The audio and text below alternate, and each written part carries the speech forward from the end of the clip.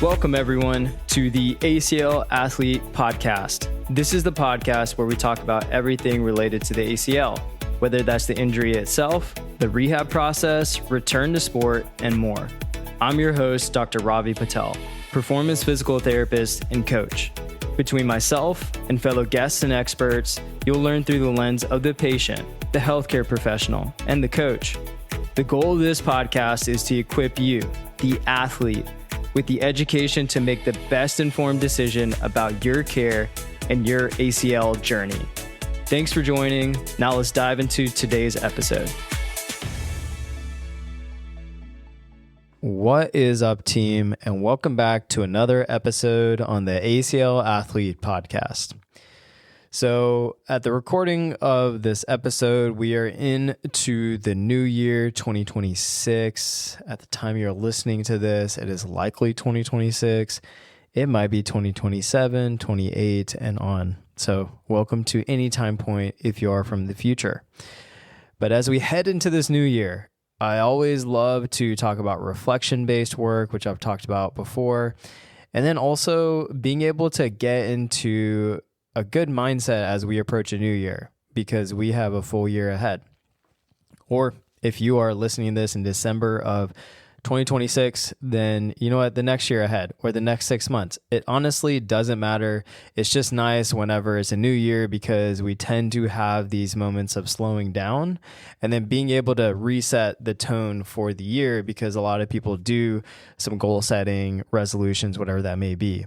And I know for many of you ACLers, this is the year, right? This is the year you do the thing. This is the time where you take control of the process, whether you've had a rough run at it, bad physio, bad guidance, just a hard time with the knee. Maybe you've got the good guidance, but maybe the knee is not responding well, right? Maybe you're getting the clean out procedure, the manipulation, or the second procedure.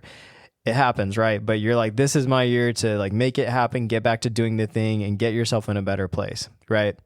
And so the thing I want to talk about today is something that doesn't necessarily have to do with exercises or steps and reps of things, or just kind of complaining about the process, which I feel like I've probably had a tendency to do. I've just been very fired up with talking and consulting with people that I've just felt that weighing heavy on my heart, especially just so many reps of conversations and so many ACLers falling through the cracks. But that is not the focus today. The goal today is to enter after this episode into hopefully this year for a good mindset, and whether it has everything basically to do with your ACL rehab actually working. So this idea comes from performance coach and author Steve Magness. And he's awesome, brilliant author, thinker, very forward thinker, and puts out a lot of really, really great content. So I would highly suggest checking out his information. A lot of this is based on a post that I saw from him, and just this concept that he talks about that I want to share with you guys, which is called the 24-hour rule. And he references this based on his high school coach. And so this is something that I want to kind of bring into the fold for you ACLers who are entering this process this new year, to be able to just be in a really good headspace to be able to enter the year and your ACL rehab. And honestly, it might be just one of the most important mental frameworks you can adopt during this ACL rehab process. And so the core idea of this is the 24-hour rule is super simple. No matter what happens, a great session, a bad session, a flare-up, a setback, a milestone, or a big win, you give yourself a window to feel it. Now, this is super interesting, because even before I stumbled onto this, I actually had this similar kind of mindset that I share with my ACLers. I wouldn't necessarily call it the 24-hour rule, but it was something where I would tell them, especially if they were feeling like a negative feel, like a setback or anything, I would just tell them, don't just overlook it. It's okay to feel it. And then let's just move past this quickly, right? But this creates a little bit more of a framework around it in this 24-hour rule, which I really like. And so you give yourself that window to feel it. You feel the frustration. You may feel the pride of essentially that milestone. You may feel the disappointment. You may feel the relief of what you accomplished, right? But you don't live there. Now, don't get me wrong. This can also exist over course of days and weeks and months. So I'm not saying like magically in 24 hours, it goes away like a setback. But with that said, like you stumble upon the feeling of it, whether that just like kicks in, you hit this milestone, or maybe you hit this setback or something happens, right? You're going to feel that whenever that does happen, but you don't live there. After that window of the 24-hour period, you just get back to work. Not because emotions don't matter, but because they technically need some boundaries. And that's what we're trying to do, is create some boundaries around this stuff. Because if we don't create boundaries, it just can continue to control our psyche and the way we do things. And we very much are in this place of like, if it takes over the mindset piece, then I am 100% on board with it also taking over like the actions you take. Your mindset dictates your actions. And I'm so much of a believer in that. So that's why I think it's really important for us to make sure we can create boundaries around this. Now, why does this matter in ACL rehab? Y'all, this process is an emotional roller coaster. It's a physical roller coaster. It's all the roller coasters. But the thing that doesn't get looked at the most, and every ACLer can nod their head to, is that it's an emotional roller coaster. 1 week you feel unstoppable. You hit these milestones. Awesome. The next week your knee swells for no clear reason. You don't have any rhyme or reason to it. One day you're confident. The next day you're questioning everything. And what derails people isn't usually the knee itself. It's letting one outcome, whether it's good or bad, define the next week, the next month, or the entire process. So then a bad day turns into, I'm behind, I'm broken, this isn't working. Or even on the flip side, a good day turns into, I'm basically done, I'm there, I can skip this thing, I'll coast for a bit, right? So I know that it's easy to probably get more down on the bad stuff versus the good stuff, but I think that there is merit to not getting too high on the highs and not too low on the lows. But we want to try and stay in the middle as much as we can, because when we get on one side or the other too much, they both steal momentum. And the psychological boundary that we need here, that Steve Magness describes this role through, is so helpful. It's not about suppressing the emotion. We don't want to just, put that somewhere and bury it. No one does well with just burying these emotions, because it'll just kind of come up later, right? It's about giving it a container. You're allowed to wrestle with the experience, just not let it become your identity. And I think that that is so, so important in this process. And so your rehab is not defined by one flare-up, one missed session, one PR, one confident day. It's defined by how you show up after, right? That's going to be super important. So applying this in the new year, as we enter this year, here's how I want you to think about this. Your job is not to control outcomes. You can't control swelling perfectly. You can't control timelines perfectly. That's a big one. You can't control how fast confidence returns. It's just the reality of this process. But you can control the return to how the structure is, the consistency, the intent, and to just showing up again. And sometimes your 24 hours is literally a full day. You take that 24 hours and you live in it. Sometimes it's like 8 hours. Sometimes it's 8 minutes, right? And we all know this. Like, there's no just magical, like, okay, I get around the bike and then all of a sudden I'm celebrating for the next 4 weeks. It's like you get that rotation around the bike. It's an awesome momentary win, but then we're on to the next thing. It's the moving goalpost, right? And so this is something that I think is so important, is to just be able to celebrate those wins and also have a container for those, but then also to be able to understand that in the negatives too, or whenever there's a setback or swelling happens, or, the timeline isn't progressing appropriately, right? So the question is how much time do I need to process so I can pivot? And so that's what we're talking about when we come back to like emotional agility. That's so important here, is how much time do I feel like I need? And this is going to be depending on the magnitude of the situation, of, the outcome that you have, or maybe the setback that you do have, or the mismatch of expectations, right? And so the thing that's important here is that consistency is its own coping mechanism. It's not blind optimism, not grinding through pain, not pretending you don't care, but a rhythm of feeling, learning, moving forward. So as you head into this year, give yourself permission to feel it fully.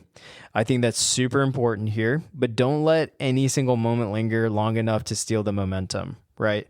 We want to make sure that that's the momentum we need. I did a episode on momentum a year ago at this time. So if you haven't listened to it, that is super important, but just making sure it's never zero.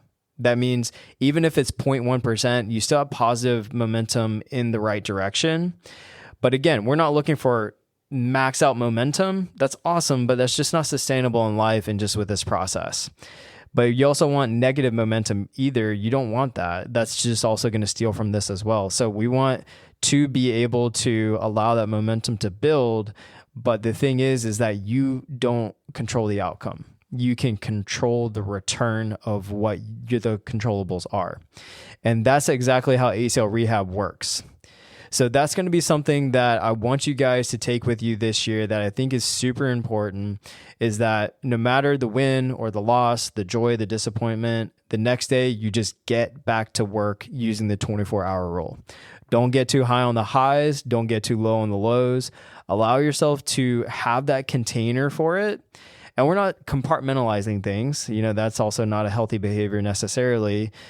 And so this is something where we're really just trying to work through this to make sure that we can just stay in the middle of this and understand we're not getting too low on those lows and too high on the highs. And I think there's so much value, especially when we're trying to attain something that has some uncontrollable factors in it. There's also other variables in our lives that we can't always control, like sleep and stress, nutrition. All those things aren't going to be 100% perfect all the time. And then we have biological healing. We have life existing, whether it's school, whether it's work, whether it's kids. And then we also have just things that we want to get after and really care about and do. And that's why you're here. That's why you're listening to this, because you want to get better. And I think that there's no better time than now. And so I think that this could hopefully be a reset for you if you're listening to this, to be able to put this 24-hour rule in play.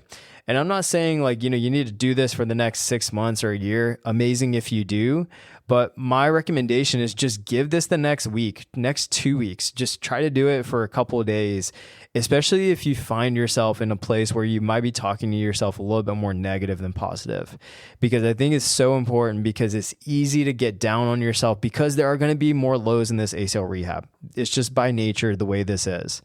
No one's waking up every day crushing it and positive throughout this entire rehab, right? Even the ones who show that, they're probably having their days that are low, they just don't show it. And so that's the thing that's going to be super important with this, is to be able to just be very agile with this, to be able to create a framework around it and to keep it super simple, and just give yourself that 24 hours or whatever window you feel like is going to be best for this. And just remember, as he had shared, you don't control the outcome, you control the return. And I think that that's going to be super key for something like this. So I'll tag his profile in this because I think he's a brilliant guy. I want to give him credit for this concept and bringing it to light. But I hope that this is helpful. If you found it helpful, please let me know. I would love to hear from you, especially as we start this year. If you have certain goals or things that you're going to achieve and you're like, you know what, I want to send this to Ravi, I want to help keep myself accountable, then send me a message on Instagram, on email after you listen to this. There's also a way to message me one way. I don't see your phone number or anything. I just get that. And I would love to see it. I'd love to hear from you guys. And I do appreciate all the messages and the support week in and week out. Even from the past episode, you guys have reached out with messages and emails, and I've talked with some of you about working with us remotely because it just fired you up, and it just makes me so happy, because that's exactly the goal, is to just get people moving in this process. And I just have felt so much conviction about ACLers falling through the cracks in this process, and also just with the way that medical systems are, and especially our insurance system here in the US, it's wild, y'all. It's just wild. And I talk with so many ACLers who are just really cut short, generic PT, and they're just not getting the help and structure that they need. And I'm like, man, if you could just be given the structure and the guidance, you would crush it. And that's the thing that is missing in a lot of places. So I think that this year, or when you listen to this, this is hopefully a reset to be able to also reset the mind and reset hopefully the path for you for the time to come and really do the thing. So I'm excited, y'all. I'm excited with what we're bringing from the ACL athlete to you guys. We've got a lot of things in the works, and so we can't wait to share some of that with you. Until next time, this is your host, Robbie Patel, signing off.